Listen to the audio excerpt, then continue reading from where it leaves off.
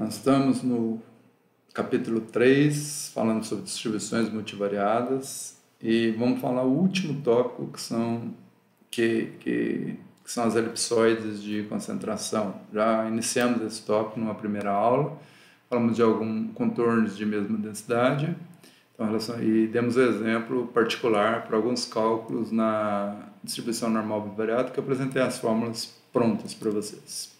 E demos esse exemplo aqui com 3 escolhas diferentes de distâncias que têm a mesma densidade. Então, todo mundo está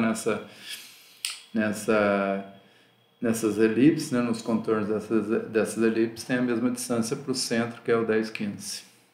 Então, nessa aula, nós vamos falar eu acho que é um dos principais teoremas desse capítulo, dessas propriedades da normal multivariada, que é o teorema das elipsoides de concentração. Então, nós vimos que contornos de mesma densidade formam a casca de um hiperelipsoide, né? Então, se nós enunciarmos esse teorema aqui, então nós vamos relacionar a distribuição desses elipsoides de concentração com a distribuição Q quadrada, é isso que nós vamos fazer agora. E isso é muito importante para muitas inferências que nós vamos realizar sobre o vetor de médias da normal multivariada. Então, se o vetor aleatório x em RP segue uma distribuição normal multivariada com função de densidade de probabilidade f de x, dada aqui, então,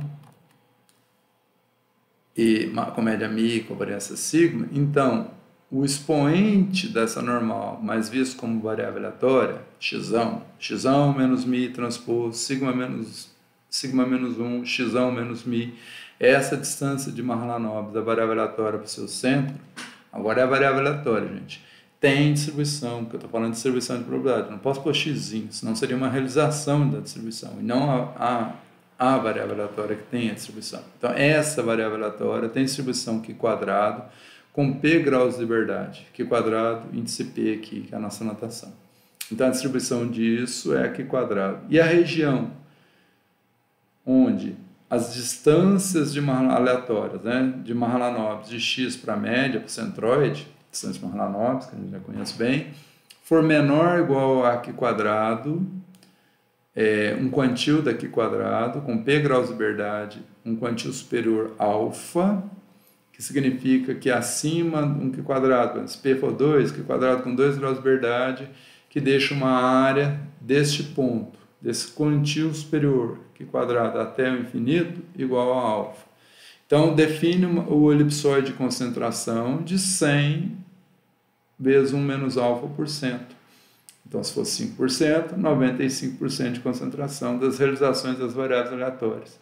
Então, essa variável aleatória aqui vai produzir realizações, 95% delas, no caso, uma escolha de alfa de 5%, ou geral, né, 100 1 menos alfa por cento das realizações, serão menores ou iguais a esse quantil superior da distribuição de Q quadrado com P graus de liberdade. Então, eles estarão dentro de um hiperelipsoide de concentração de 95, de 100 vezes 1 menos alfa por cento de probabilidade. Então, esse Q2 alfa, índice alfa P, é o quantil superior 100 vezes alfa por cento da distribuição de Q quadrado, com graus de liberdade, Ni igual a P, obtido de acordo com o seguinte afirmativa probabilística. Para o dado da variável aleatória Q quadrado superar esse limite é alfa.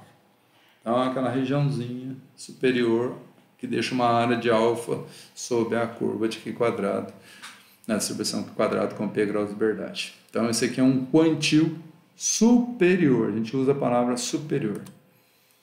Então, para provar esse teorema, a gente vai fazer algumas decomposições, né, que nós já vimos anteriormente. Então, se a gente considerar a representação da sigma menos 1 como sigma menos meio vezes sigma menos meio, então nós vamos escrever aquela forma quadrática, x menos μ transposto sigma menos 1, x menos μ, vamos substituir sigma menos 1 do núcleo pela fatoração que nós fizemos, né, com o produto de duas raízes quadradas inversas da matriz sigma, né? Portanto, 2 raiz quadrada da sigma menos 1.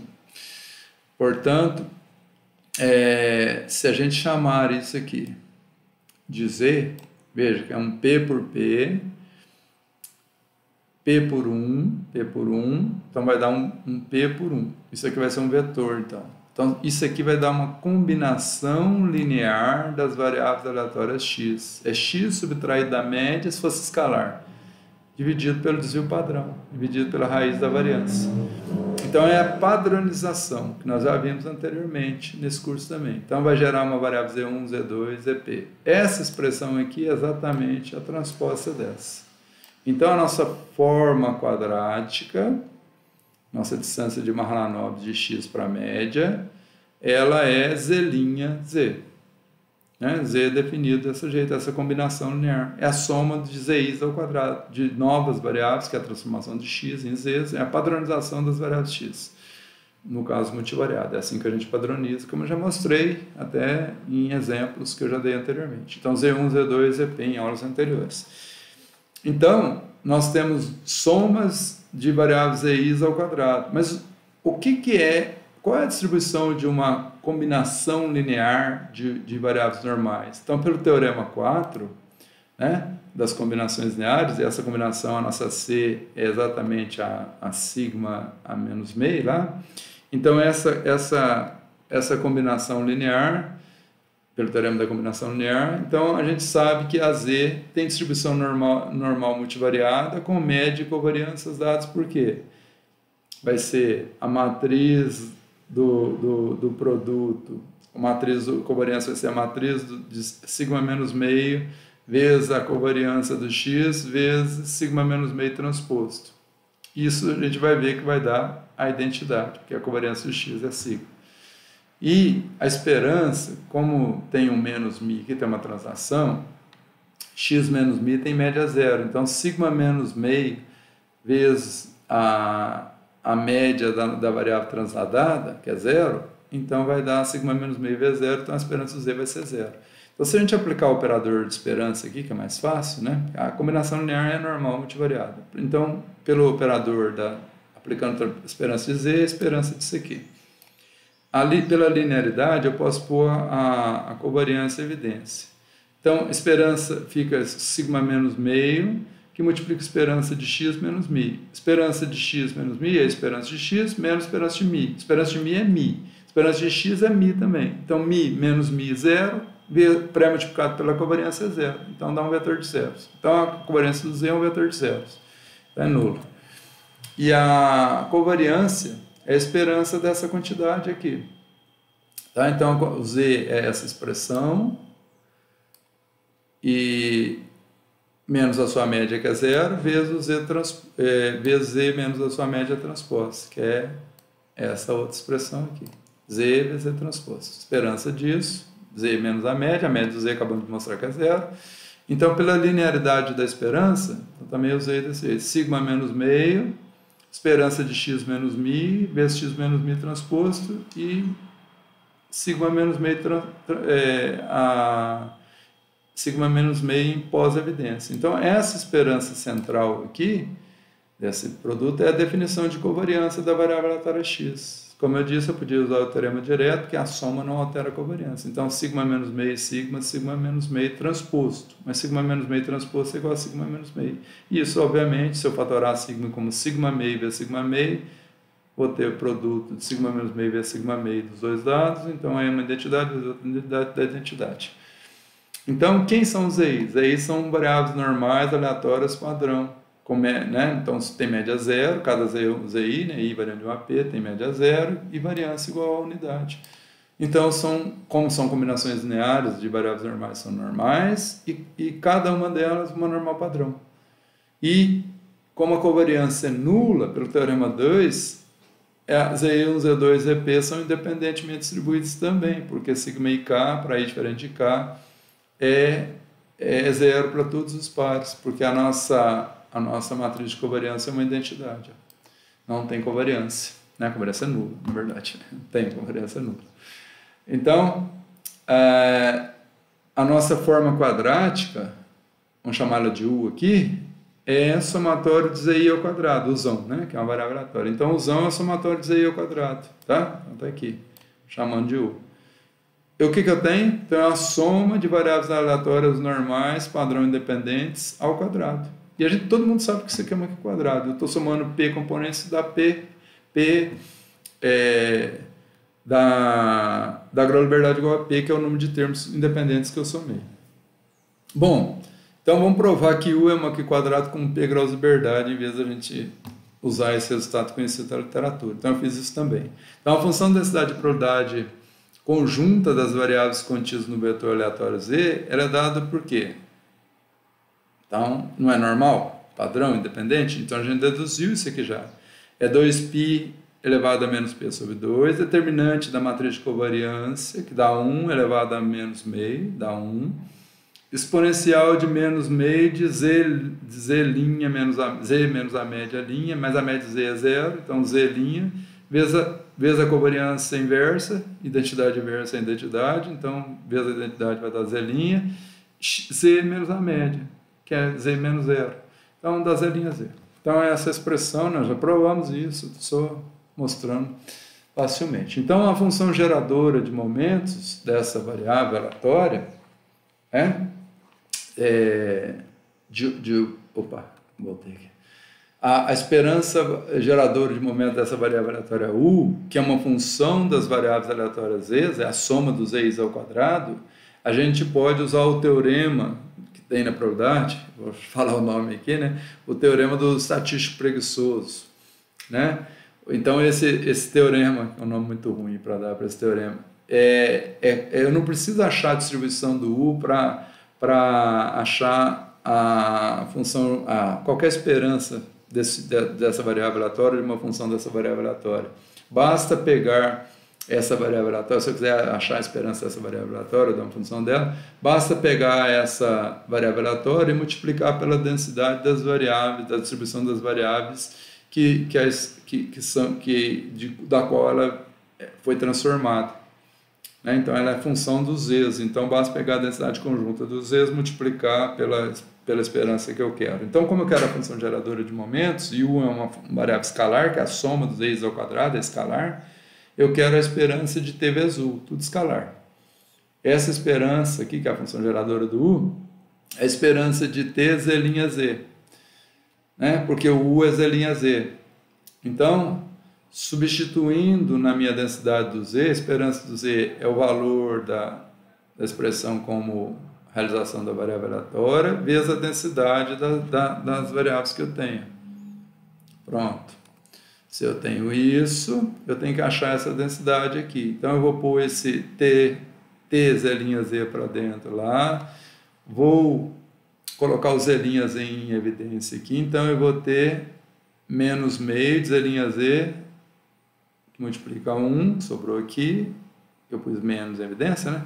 Menos 2t.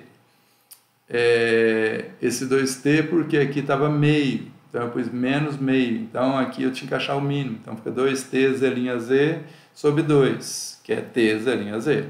Então por isso que apareceu o 2 aqui também.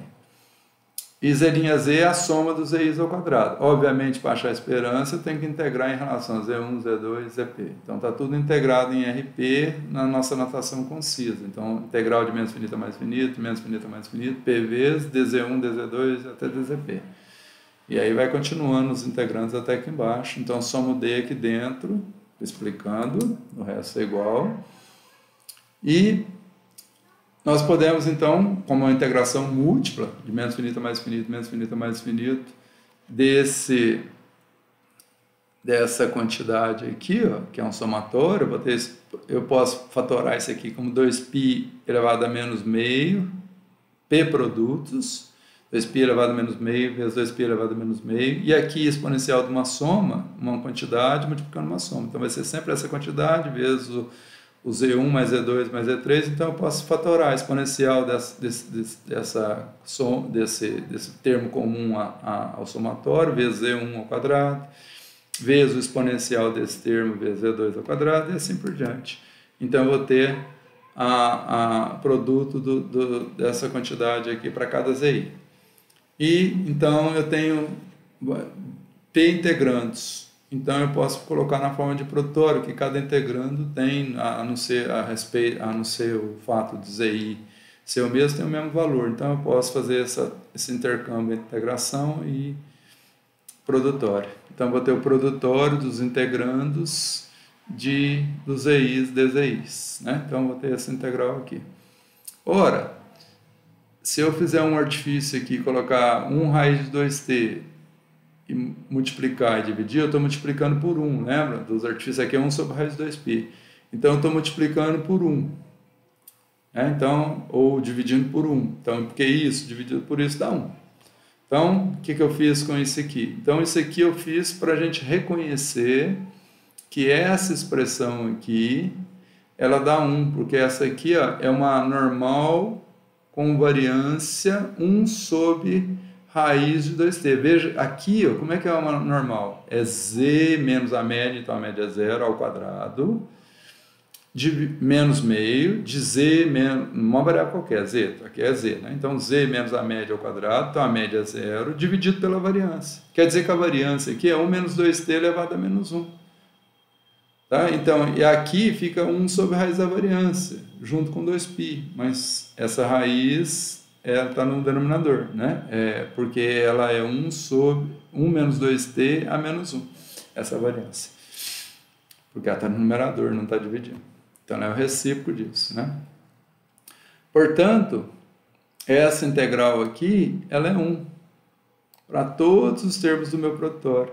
Então, eu vou fazer esse produtório de 1 menos 2t elevado a menos meio, vezes 1 menos 2t elevado a menos meio, vezes 1 vezes 2t elevado a menos meio. Então, eu vou conservar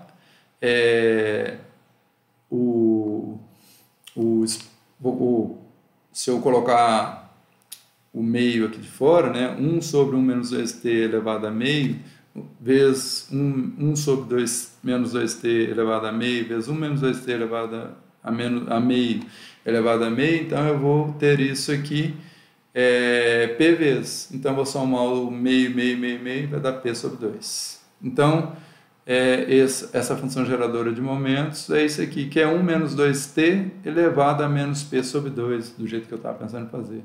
E, obviamente, o denominador aqui tem que ser menor, o valor de t tem que ser maior que 0, então o valor de t, porque senão não vai ter essa elevada a um número fracionário aqui, vai dar negativa, eu não vou ter isso. Então, eu vou ter que, não vou ter a raiz quadrada, né? A raiz quadrada de um número negativo não é definido nos reais. Então, 1 menos 2t tem que ser maior que 0, então o t tem que ser menor que meio para isso acontecer. Tá? Então, o t tem que ser um número de 0,5. Tem que ser menor que meio, desculpe. Então, essa é a função de geradoras de momentos da distribuição Q quadrado, como vocês podem constatar em Moody, Grebil e Boas, né? Que é um dos livros que a gente cita aqui. O outro é o do Bock, que a gente conhece, e o do livro do Anderson, também, que a gente conhece. Portanto, a nossa variável U, que é a nossa fórmula quadrática, a gente reconhece comparando. Essa é uma forma de descobrir a distribuição de probabilidades. Você tem uma tabela de funções geradoras e você confronta. Então, essa é a função geradora de uma Q quadrado, então está provado que isso é uma distribuição Q quadrado. Se eu quiser provar, né, pega a distribuição Q quadrado, acha a função geradora e eu vou encontrar esse valor. Mas eu não vou fazer isso, porque isso já está feito em vários livros de probabilidade. Tá? Mas a gente vai fazer isso, na verdade, mais para frente, num próximo capítulo. Tá bom? Então, mas eu citei aqui o Moody, Grebil, Boas e não um capítulo que está lá na frente. Então, essa quantidade, que é a nossa U, ela segue uma distribuição de Q quadrado. E a probabilidade de uma variável Q quadrado ser menor que esse limite aqui é 1 menos alfa. Então, a probabilidade disso aqui ser menor que esse quantio alfa, P aqui, é 1 menos alfa, pela propriedade com P graus de liberdade. Então, isso me dá aquela região. Isso aqui determina os pontos de x que são menores que essa quantidade aqui. E o resultado da equação 9 é alcançado, concluindo a prova. Então, a distribuição de formas quadráticas, né, que é a distância de Mahalanobis, quando x é normal multivariado, tem que ser normal, gente. É essa distância de Mahalanobis aqui, usando os parâmetros, né, menos mi e a matriz sigma original, para obter essa distância de Mahalanobis, ela é uma Q quadrado. E aí a gente consegue fazer as regiões hiperelipsoidais de concentração, ou elipsoidais de concentração, como é mais normalmente chamada. A gente tira a palavra hiper. Hiper é quando está além do terceira dimensão, como eu já falei em outra aula. É interessante comentar que no exemplo 3, onde a gente escolheu aquele C ao quadrado, C de 4,6, 5,99 e 9,2, esses valores representam os quantios superiores 10, 5 e 1% da distribuição de Q quadrado com 2 graus de verdade, como eu já havia comentado na aula anterior. As elipses, então, delimitam, aquelas elipses lá delimitam regiões de 90%, 95% e 99% de concentração. Então, se eu gerar amostras aleatórias e bombardear aquelas elipses, aquela primeira menorzinha vai conter 90% das observações, vão cair dentro dela, né? Em média. Não de forma, seria só no limite, né? Quando eu fizer essa amostragem para infinito, se eu vou fazer computacionalmente, que isso vai dar 90% certinho. Então, em média, vai dar 90% ali. Na segunda, 95% das observações. Ela concentra 95% das observações. E se eu bombardear com N, né, uma amostra bem grande, 99% vão estar na terceira elipse, no interior dela, e 1% fora dela. Né, fora da região delimitada por ela, ou na elipse ou dentro, 99%, fora 1%. Essa aqui dentro da segunda elipse ou no contorno da elipse, né? Então na região da elipse ou dentro ou na própria elipse vão estar 95% das observações e acima 5%. E para de 10%, de 90% é a mesma coisa. Então, a nossa aula é isso. E antes de terminar essa aula, eu gostaria de voltar num ponto aqui que eu falei, naquele exemplo, nesse exemplo aqui, da normal, qual que é? Perdão, aqui, eu acho que é esse aqui, aquele fator de shrinkage, que eu falei assim, tem um shrinkage da distribuição marginal de X1, eu falei que estava errado, mas não era esse, é porque estava mal escrito realmente. Então, há um shrinkage, o que eu queria dizer da distribuição marginal, quando você compara em relação à distribuição condicional. Então, o que aconteceu com a distribuição condicional? Ela tem um shrinkage das médias no sentido, né, de concentrar mais por um fator, né, que depende da observação dada, que depende de um fator de sigma 1,2 sobre sigma 2,2. Então, da média da distribuição condicional em relação à média da distribuição marginal de X1. É isso que eu queria dizer lá naquele ponto. Então, nossas bibliografias, o livro do Anderson, que é um livro muito difícil, mas um livro extremamente bom. O livro do Bock, que é fantástico também. Um livro que a gente aproveita bastante coisa aqui, e o livro do Moody, Greville e Bose, onde eu tirei a distribuição de Q quadrado, que é um livro excelente da parte de inferência, da parte de probabilidade, da introdução à teoria da estatística, um caso univariado, mas ele trata alguns casos multivariados também. Esse caso que nós usamos foi da distribuição Q quadrado, que obviamente é univariada. Na próxima aula, nós vamos sair desse conjunto de slides, nós vamos entrar numa parte prática do curso. Nós vamos falar de testes de normalidade, tanto os univariados, vou fazer uma revisão dos testes univariados e multivariados.